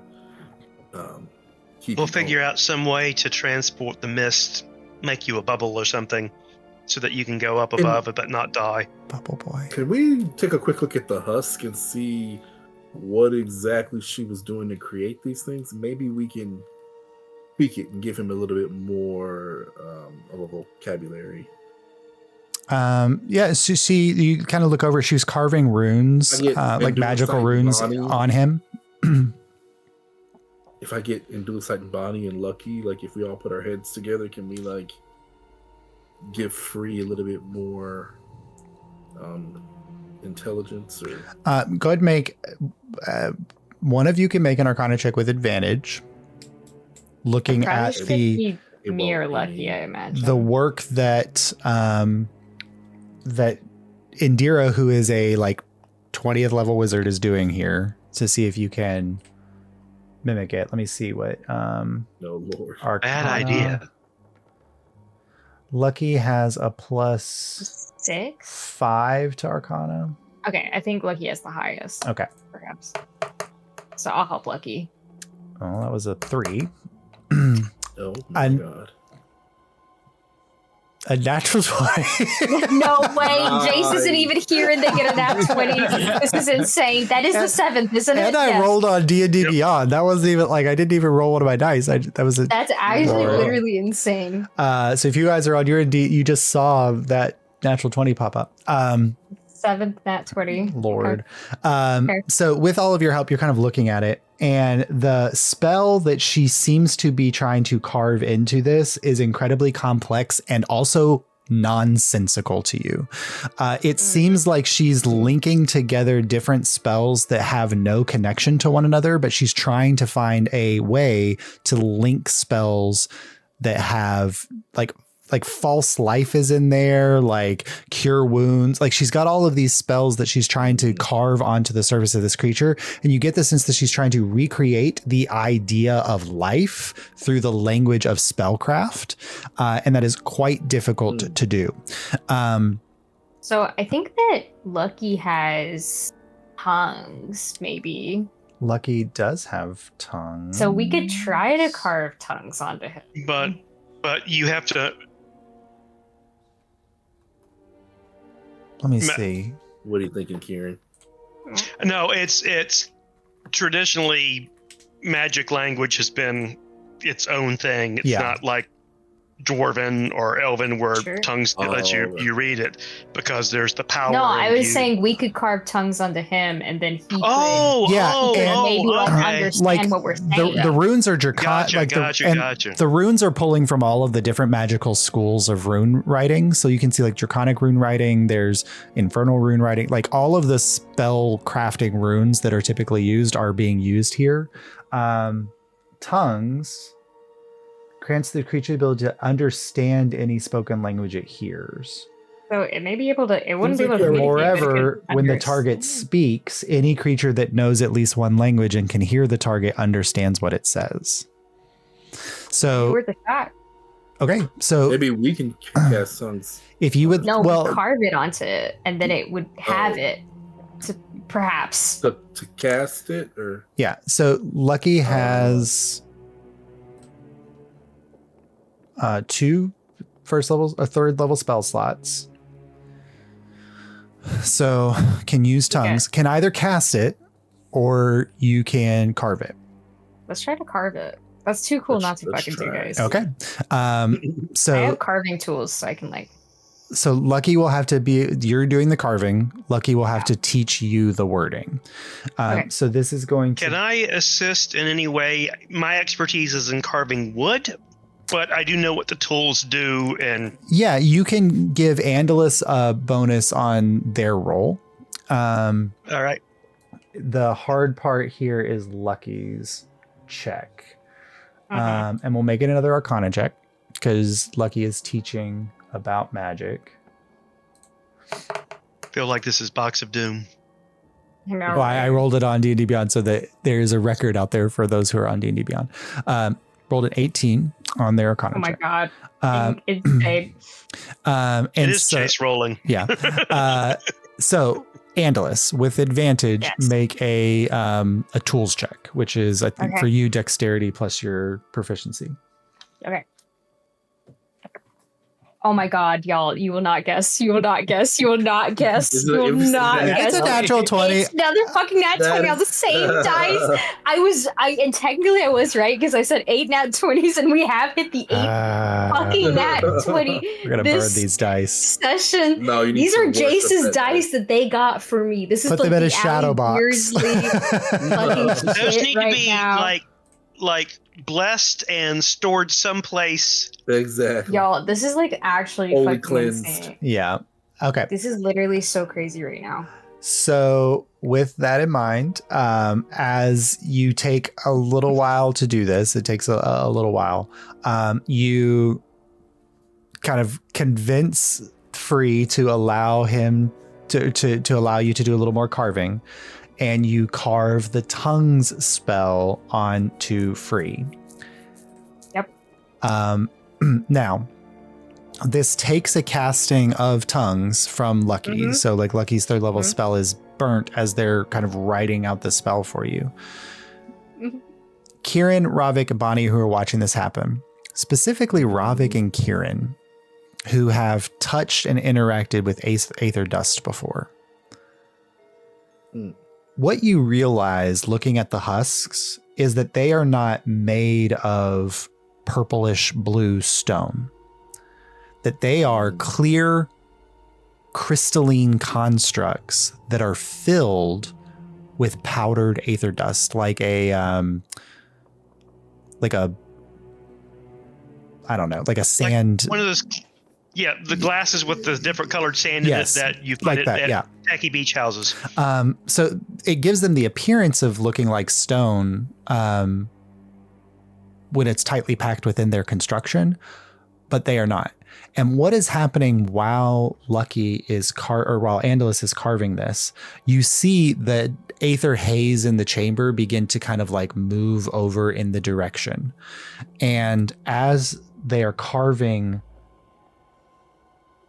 more of that haze like feeds into the places where these runes are carved, and you can see the dust within the creature glowing and spreading around.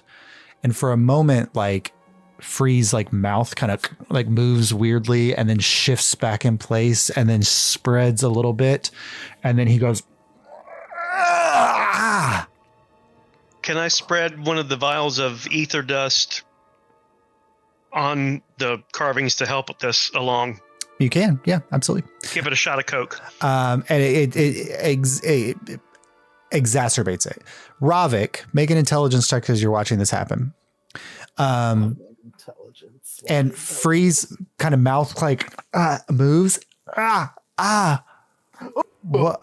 Oh, No what? lie. No. Natural 20. I swear to you.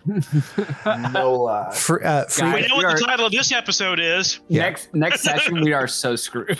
Yeah, all the ones have to come back around. Insane. It's going to happen when we try and break out of this place and are facing like 15 of these That's true. statues. We're going to get our asses handed Crazy. to us. Free's mouth kind of unhinges and he goes, How do I share this ooh. to Discord? what did you do? What did you do? It worked. Are you okay? Do you feel okay? I feel fine. Wow. So you're not in any pain or anything? I don't think I feel pain. What spell are you? I'm not a spell. You are not a spell. That's okay. Maybe I'm asking in the wrong way. Ravik, There are many with a spells. natural 20 on intelligence. You saw it up close when the creature touched you and absorbed the spell from you. That the spell hit the particles of aether dust inside of its body, and each of those little particles became a copy of that spell 1,000 times until it brought it to life. You get the sense looking at this now that aether dust could be used to empower spells. It could be used to steal magical energy from someone. It could be used as a spell slot, perhaps. There's the way in which it interacts with the lingua arcana, the language of magic, is that like individual pieces of the dust then transmit the information onto other pieces of dust, and it creates this like runaway thing within them that turned them into a living spell. I'll kind of run that by the group and what I observed. Kieran, hearing that, you cannot imagine the level of value that this now has. Father's going to be so happy. Mm-hmm. I need to get more of it. Find it in its natural environment. Yeah, this is pretty... Cultivate it. There are 15 statues outside, Kieran. You can understand us. Does that mean they're alive? Yes, I can understand you. Wow. I mean, yeah, are they living beings now? They don't feel pain, but They're I don't know if that's the measure of a living being. But what does living mean? And Dula's kind of like side eyes you when you say that also. I mean, I think that's a question that's far behind my level of understanding. I think the fact that they're asking that means they are. Are you living? We are. They are. Yep. All of them. You're alive. I know, like but it's just it feels complicated sometimes. How you're living might be complicated, but you are living. Right. Like I would say, as I live and breathe, but this young lad, as he lives. I mean, as I live, yeah. Andalus. Hearing kind of the explanation that Ravik has shared, knowing... you didn't explain it? Okay, never mind. Would Ravik have explained the nature of this entity or this creature to his friends? What? Yeah, how I believe they were created with the ether dust and noticing the spells in there. Okay, yeah, that. I'm sorry. Okay. Andalus, the only person in this room who could, and without any advantage or disadvantage applied to it, make a wisdom check. Okay. This is tied to your spell casting. Here, shut my eyes.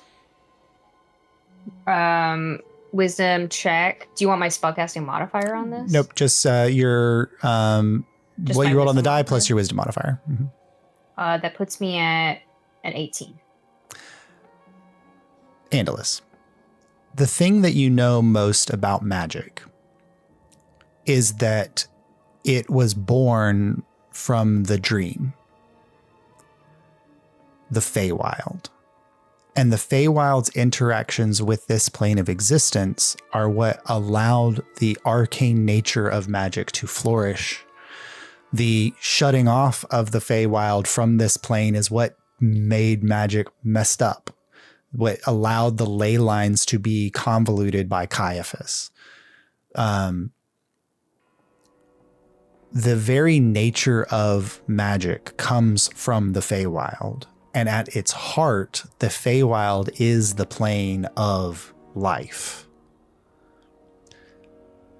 What you are witnessing is that when concentrated, when put in a place where it cannot be diffused, that magic itself gains not necessarily the truth of life. It doesn't have a soul, but it mimics life. And you remember the Frost Prince saying that all creatures in that diffuse of the Feywild's energies contain a bit of magic that he can steal. But by stealing it, it doesn't kill them. but all living things have life, have magic. And this is a concentrated essence of that in the entity of free. Wow. I feel like I info babbled that to everyone. Like it just tumbled out. And like one sentence. And you know that the only this is the type of entity. Think about like deep sea vents where you have like a 1 foot radius around a deep sea vent where a certain type of creature can live. And the moment it moves outside of that habitable zone, it's dead. Yeah. Like this is the only like this space where the aether haze is like that aether haze pocket that was underneath the tribe in Samartage. Like those places are the only places where this type of entity could exist because these are the exact right ways that it can exist. Yeah. Wow. But it doesn't answer your question because is free alive, or is this just the channeling of millions of particles of dust, channeling the spells that have been carved into it and activating those spells in a way that mimics life? Whoa. Free. We have to help your creator, and that means you have to stay here. Indira is not well. We would like to make her well again. Then that is We're trying good. to help. It is good. The other husks will eat your spell.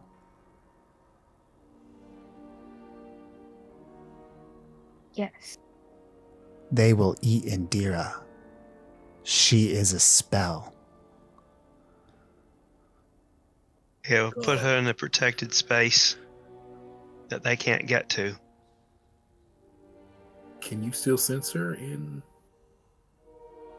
the demi-plane? No. Good.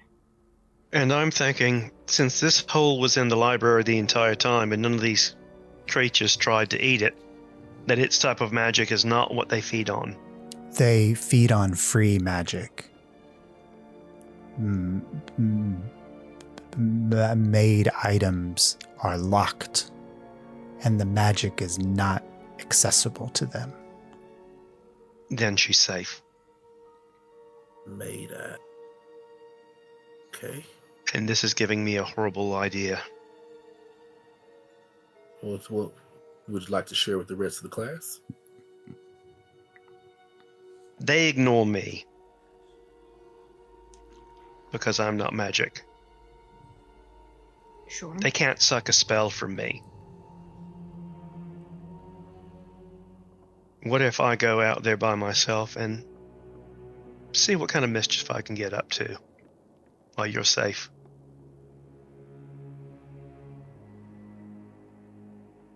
Are you? I mean, they may not be after you for your magic, but you're still putting yourself in a pretty big risk going out there by yourself. If you're too much of an annoyance, they might attack you. That's what Master Shinobi would do. Who? My hero from the book. Your hero? He must be amazing. I'll lend the book to you so you can read it yourself. Oh, please. I try to model myself after him. Oh my god. Oh, sorry, we don't use that word anymore. Oh.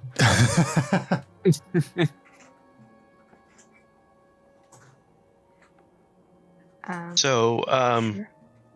I'm going to go and pick up those 3 potions. Okay. One looks very much like a healing potion, but the bottle structure is slightly different. Like most healing potion bottles are just very simple. This one has like a octagonal, like like line structure of gold around it. Kieran would know because he is a purveyor of rich, wealthy things. This is a greater healing potion. The other two, not sure. There is a alchemy kit like brewing in the corner, so this could be something that Indira has made here. The other two, one is like a cloudy milky white, and the other one is like, it's hard to tell in the light of the haze what color it is, but it's also opaque in color. Rob's thinking milky white instantly goes to gaseous form. Yeah, could be wrong, but it's a cool one. Yeah, but Kieran wouldn't know that. No, and I could be completely wrong. I will say one of these is gaseous form. The other one, you don't know what it is. Yeah. Mm-hmm. Well, let me slip out, see what I can find out. Okay. So Kieran opens the door, closes it behind him. You all, like, the darkness kind of fades in the moment. And Kieran, you find yourself.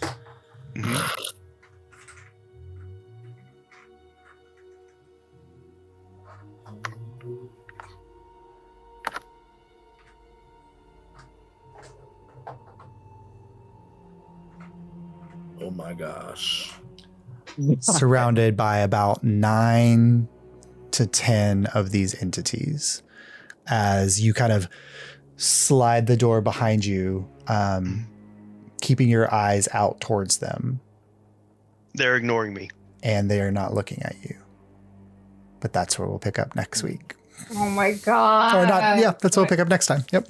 Jeez. Oh, so it really is the spell slots. Yeah. Holy shit. Yeah. Holy shit. Crazy. Like, just as a random whatever, because a spell slot is a uncontained potential of magic. Mm-hmm.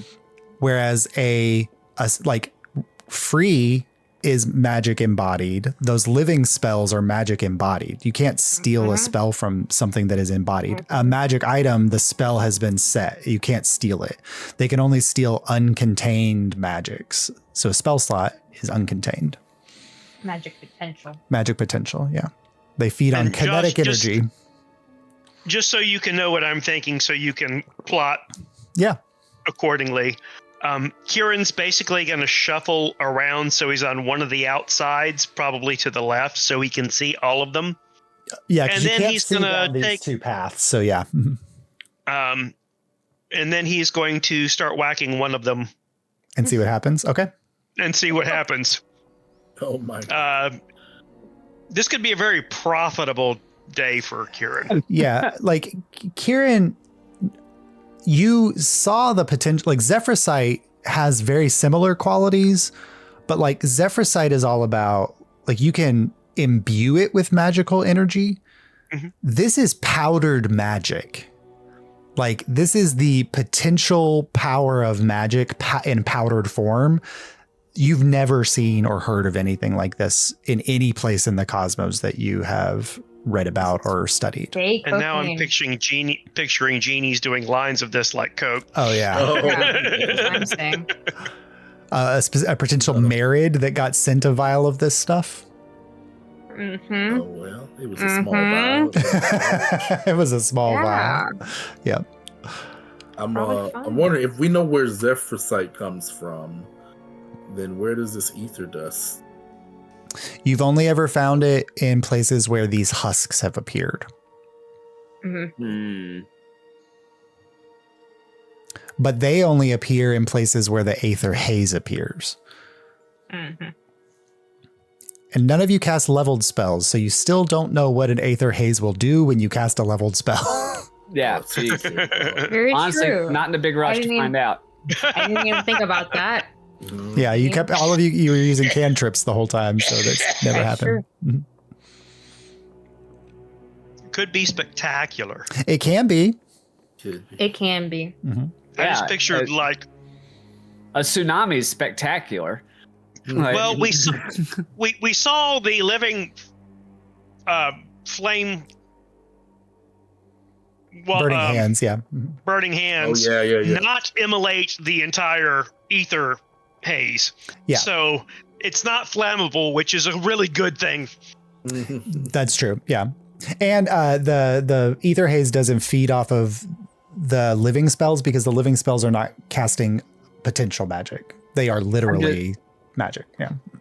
I'm just picturing Kieran coming down here with a like cart full of ball fruit jars and canning jars and just like screwing a lid on it. Yeah. I've been messaging Jace, and my messages say 7 at 20s ... 8 Not- question marks 9. 9. Did we get up to Actually, 9? fucking That crazy. You did get up to 9. Jesus. God, I rolled another nat 20 right now. And only This one is of them. fucking wild. that is Hey, a something record. next time. Yeah, I'm going to be that's a- rolling like 3s when I attack these I things. know. I didn't get one, so I would like a nat 20. You would Alright, make, where's make a roll. Make a roll. I would If you like get one. that 20. I rolled another one, so it would have been 10. Which is I've kinda been crazy. just rolling Jace's D&D dice, and I've not rolled below a 9. Yeah. Oh, there was a that's 6. Jace, Okay. Jace is like the anti-Will Wheaton. Yeah. Yeah. Another nat very- 20. This is the Allie Beards. Allie Beardsley, yeah. Yeah. Yeah. Ooh, excuse me. That is a good showing right there. What did you get at? With? Oh, I didn't. Let me roll. Don't waste Yeah. don't waste it on a non-roll because No. the worst thing could happen would be you get a nat 20 now and it doesn't mean anything. it wasn't. It wasn't that. Ant would I was famously missing roll it. bad. It was a. I'll tell you what. It was a nat 20 if I was missing the 0. You got a 2. That's very Atwood. Well, yeah, keep those all out of game. This dice is insane, dude. What the hell? And it's mostly what, just the one. what this means, I think, is the next session is the only person who's going to be hitting and rolling good is Bonnie, and it's just going to be like a mom trying to stop her kids from like drinking the bleach under the sink or like setting the house on fire as she like tries to get everybody out of the building. Yeah. No. Don't touch that. Now, you know that's not good to do. I can't believe we pulled that off. That's crazy. Well, Josh, another thing you didn't expect us to do, huh? I love those. That's fine. Well, that's why I was like, we have to fucking do it. We have to at least fucking try. Yeah. But now that you know what these things can do and you encounter them in the future, I will be choosing the spell they pull out of you. Yes. I let Ravik choose first because it was the first time you guys have seen it. Oh, when I put that together, I was like, oh shit. Oh no. And I didn't think Booming Blade was a good. No, because, Eldritch Blast was a good like. Arms of Hadar would have been That would have, that would have been real bad for you all. Yeah. I'll upload my current sheet too, so you can see what my spells are right now. No, yeah. I think you sent it to me at level 5 one. Yeah, but I change my spells daily, so. Oh, that's okay. I will look at your spell catalog and I'll just pull from Okay, there. Mhm. that works. Yeah, because you're like a cleric, so you choose your spells every day. So, so you have the potential for any of those spells. Oh, interesting. Oh, I don't like that. Yeah, same thing with And I have the witch spells too. Kieran, Ravik's are locked, but you and Lucky is potential, and Bonnie's are locked. Oh. So like, there's Bro, witch spells are bad too. Yeah. You don't want that shit. yeah, Witch's Grasp would have been fun. Yeah. All right, I'm gonna go to bed, y'all. I'll catch All you right, later. night See you all, later, and Adam. have a great time in Oregon, Thank you guys. you. Yes, thank you. Travel safe. You guys enjoy. Appreciate it. See you in a couple Yeah, and- weeks. And it wasn't quite a giant beaver moment, but flagging the portable hole and then the gaseous form. And a movable. I saw you clock a movable rod too, so you got them all. Oh. Oh, right, but for good night, y'all. night, Bonnie and Analyst, Bonnie and Analyst.